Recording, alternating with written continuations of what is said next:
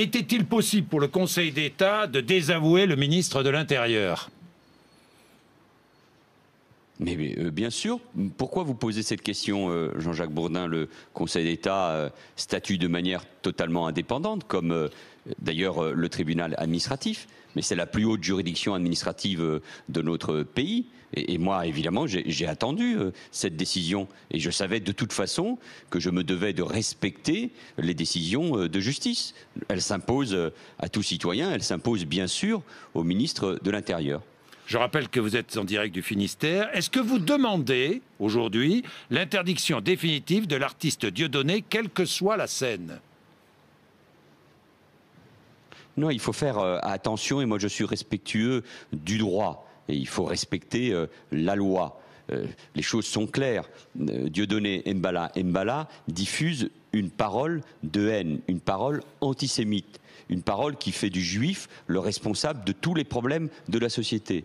Cette parole n'est pas une opinion, c'est un délit. Cette parole est insupportable, elle est contraire aux valeurs de la République. Monsieur Dieudonné Mbala est en plus un récidiviste sur ces sujets. Il a déjà été condamné 7 fois de manière définitive. Et donc, les maires ou les préfets sont aujourd'hui en capacité de saisir la justice administrative pour qu'elle puisse prononcer, le cas échéant, des interdictions de spectacle. Et dans chaque ville où il y a ce type de spectacle, j'imagine que de nombreux maires vont saisir la justice. Il ne peut pas y avoir une interdiction générale. Et nous respectons, nous, la justice et le droit. Il faut agir dans ce domaine-là avec beaucoup de sérénité et en même temps beaucoup de fermeté et de détermination. Mais Manuel Valls, l'état de droit, n'est-ce pas de relever les infractions, ensuite de les condamner et de les punir s'il faut les punir? N'est-ce pas de la justice préventive? Après ce que nous... Non, je ne le crois pas, mais c'est vrai que c'est nouveau.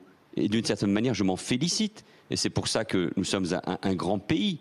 À partir du moment où il y a eu ces mots abjects concernant Frédéric Aziza ou Patrick Cohen, ou au théâtre de la Main d'Or, encore il y a quelques jours, ces mots ont été répétés, et qu'un spectacle, une tournée, des meetings politiques à caractère abject commençait avec, je crois, 22 ou 23 rendez-vous, avec des milliers de personnes qui avaient réservé leurs billets, et ces citoyens doivent savoir qui est Dieudonné Mbala, doivent savoir que cette parole est antisémite et que c'est un délit, doivent savoir que le geste de la quenelle est un geste antisémite. Donc à partir de ce moment-là, il fallait agir et dire stop. Nous ne pouvons pas nous accepter dans ce pays que cette parole antisémite, cette parole raciste se diffuse.